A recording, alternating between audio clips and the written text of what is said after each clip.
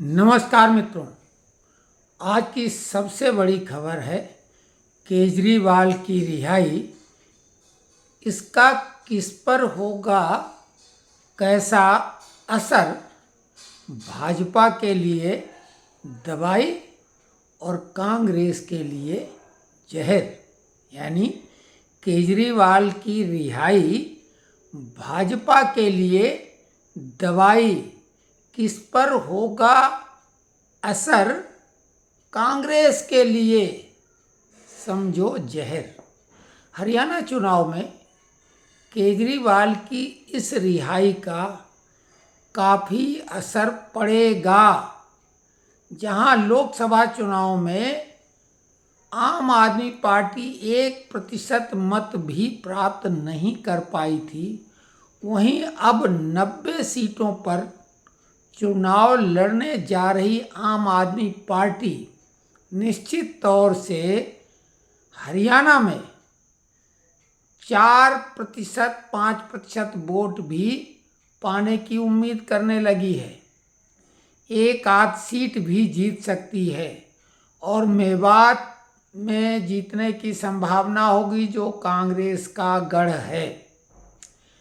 ताज़ा घटनाएं जो हिमाचल में हुई मस्जिद को लेके, जिसमें हिंदू और मुस्लिम दोनों पक्ष कांग्रेस से असंतुष्ट हो गए हैं। हिंदू तो जातियों में बंट के अपने मामलों में उलझा दिए जाते हैं या उलझ जाते हैं, लेकिन मुस्लिम इस चीज़ को ध्यान में रखते हैं।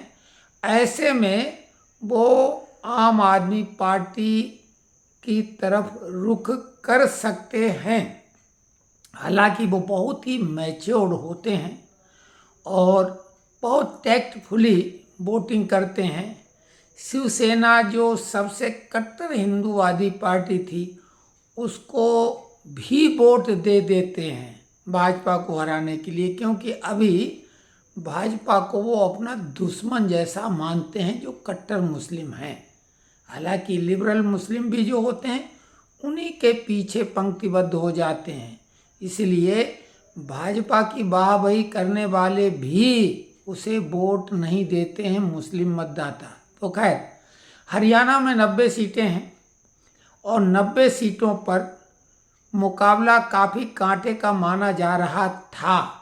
हालांकि ये प्रोजेक्शन किया जा रहा था, भाजपा की स्थिति निश्चित तौर से मजबूत थी है और परिणाम में भी आएगा। हर हाल में 50 सीटें भाजपा जीत ही लेगी, 90 में से 50 ये हम प्रिडिक्ट कर रहे हैं। और इसके पीछे अब केजरीवाल का भी रोल बेहद अहम हो गया है। सबसे ज़्यादा चर्चित सीट जिस पर विनेश फोगाट लड़ रही हैं, कुछ लोग विनेश के बजाय विनाश बोल रहे हैं, बाल कटा भी लिए हैं। हालांकि हम विनाश नहीं कहेंगे, विनेश फोगाट हैं। खुद वो नेताओं के बनाए हुए चक्रव्यूह में फंस के रह गई हैं। पूरे जन्म रेलवे में फ्री में तनख्वाह लेती, रिटायरमेंट की सुविधा होती है। हालांकि पैसे की कोई कमी नहीं है, करोड़ों रुपए उनके पास हैं और आगे भी आएंगे। अब वो नेत्री भी बन गई हैं, लेकिन चुनाव जीत पाना इतना आसान नहीं है। और हमारा मानना है कि लड़ाई बेहद रोमांचक होगी। आम आदमी पार्टी ने भी वहाँ से पहलवान के मुकाबले पहलवान को उतार दिया है। वो भी महिला पहलवान है, WWE की ग्रेट खली की चेली। दूसरी तरफ इन्होंने पायलट को उतार दिया है भाजपा ने। लेकिन इन तीनों के पास ये सीट कभी रही नहीं है निकट भविष्य में। JJP की ये सीट रही, जो कि चंद्रशेखर रावण से गठबंधन करके चुनाव लड़ रहे हैं। तो चतुष्कोणीय मुकाबला हो गया है। हालांकि आम आदमी पार्टी इस मुकाबले में चौथे नंबर पर रहेगी, लेकिन वो त्रिकोणीय मुकाबला बेहद रोचक है। और केजरीवाल के बाहर निकलने से कम 1% मतदाता तो उनकी तरफ अब आ ही जाएगा। और सबसे जो है, एक अपरिपक्व राजनीतिज्ञ की जो भूमिका निर्वहन की, वो बालक बुद्धि, जिनको स्वनामधन्य पप्पू कहा जाता था, हालांकि वो बहुत ही खतरनाक मंसूबे पाले हुए हैं, लेकिन एक बेवकूफ़ीपूर्ण निर्णय लिया था आम आदमी पार्टी के साथ गठबंधन का, जो कि उनके स्थानीय नेता बिल्कुल उसके घोर विरोध में थे। आम आदमी इनको टहला रही थी, पुचकार रही थी और उनके चक्रव्यूह में फंस गए। इससे आम आदमी की उपस्थिति हरियाणा में दर्ज हो गई, नहीं तो आम आदमी पार्टी हरियाणा में सिफर थी।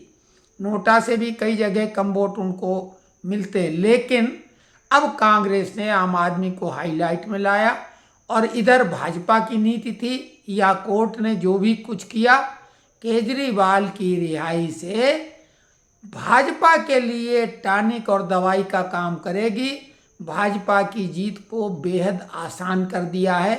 नोट कर लो, 50 सीटें भाजपा, वैसे हम एक और जोड़ देते हैं यानी 51 सीट हमारे अनुमान के हिसाब से भाजपा को मिलेंगी और कांग्रेस 25 सीटों से ज़्यादा जीत पाना उसके लिए टेढ़ी खीर होगा।